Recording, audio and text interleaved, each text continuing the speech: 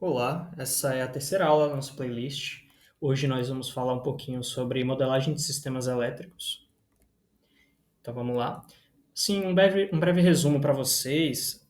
A gente entende que na modelagem de sistemas elétricos, que ela é uma etapa extremamente importante para compreender, para analisar e para projetar circuitos no geral e redes elétricas em diferentes níveis de complexidade, né?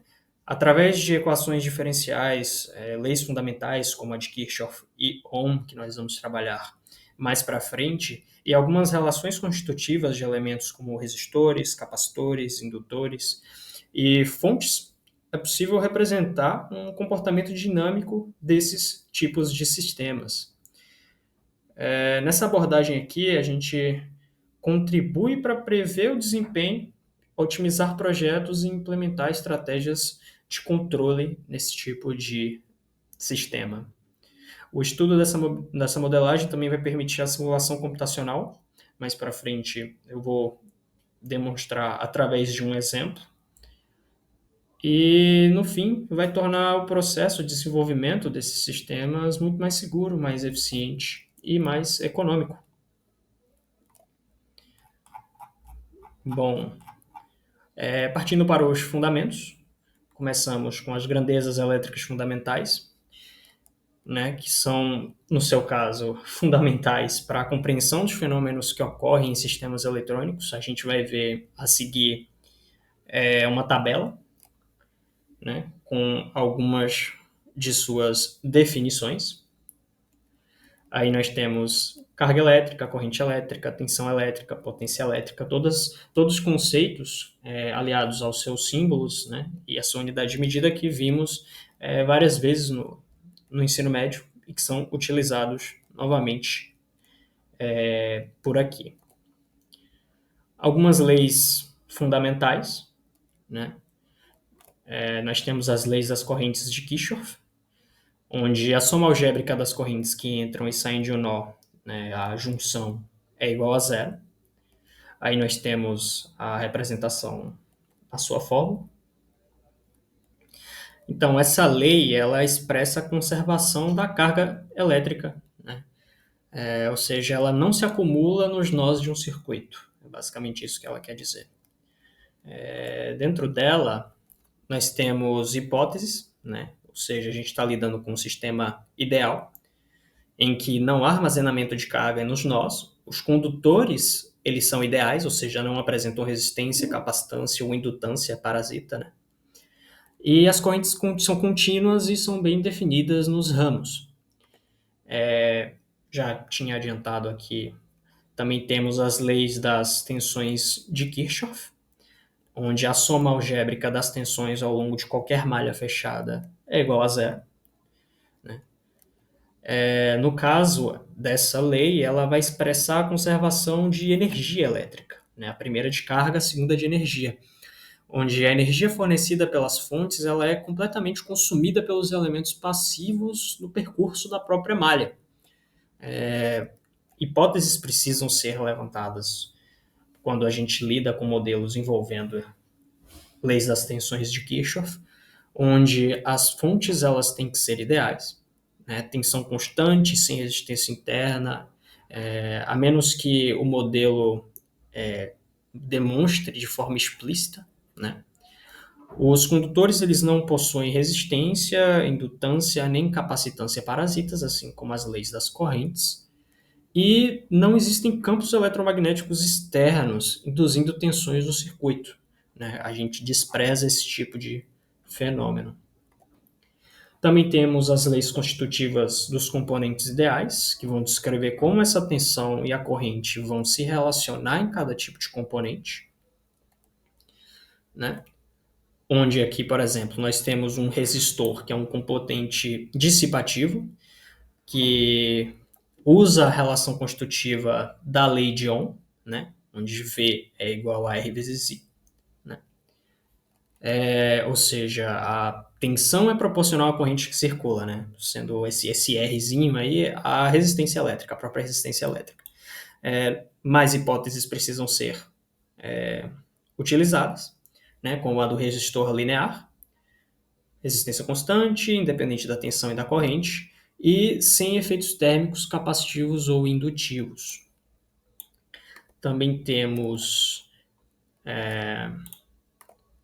o capacitor, né, que vai ser o nosso componente armazenador de energia elétrica, e nele temos que a tensão é proporcional à corrente que circula. Minto. Na verdade, no caso, a corrente é proporcional à taxa de variação de tensão. O capacitor ele vai armazenar essa energia no campo elétrico. Como hipóteses, a gente não utiliza resistência em série ou paralelo, não existem perdas dielétricas e a capacitância C é constante. E por último, nós temos o indutor, né, que é um componente armazenador de energia magnética, tem como relação constitutiva a fórmula representada. E nesse caso, a tensão ela é proporcional à taxa de variação da corrente. O indutor ele armazena energia no campo magnético, diferente do capacitor que armazena energia no campo elétrico.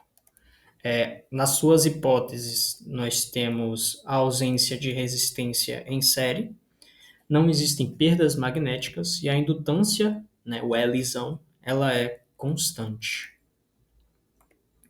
Partindo agora para uma dedução matemática desses sistemas, nós temos aqui um circuito RC resistor capacitor, né? Dando uma pequena descrição no sistema, a gente tem uma fonte de tensão contínua ideal epsilon, um resistor R e um capacitor C em série.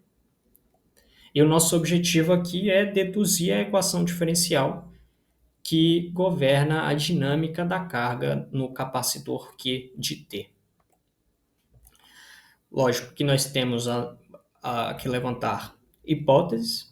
Uma primeira é que a fonte de tensão ideal, epsilon, ela tem uma tensão constante e não tem resistência interna, né? A segunda é do resistor ideal, ou seja, uma resistência R constante, linear, sem efeitos térmicos. O capacitor ideal, uma capacitância C constante, sem corrente de fuga, sem perdas dielétricas.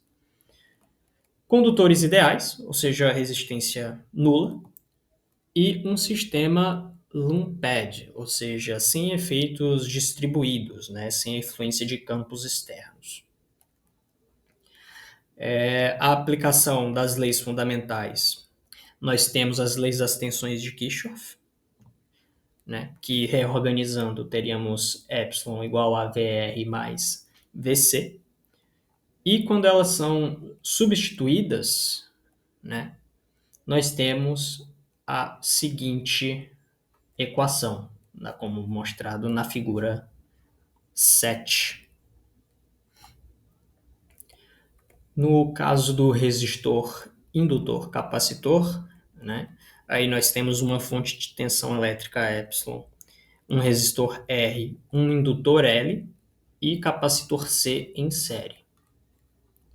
Aqui a gente vai deduzir também a equação diferencial que dita a dinâmica da carga do capacitor, no capacitor.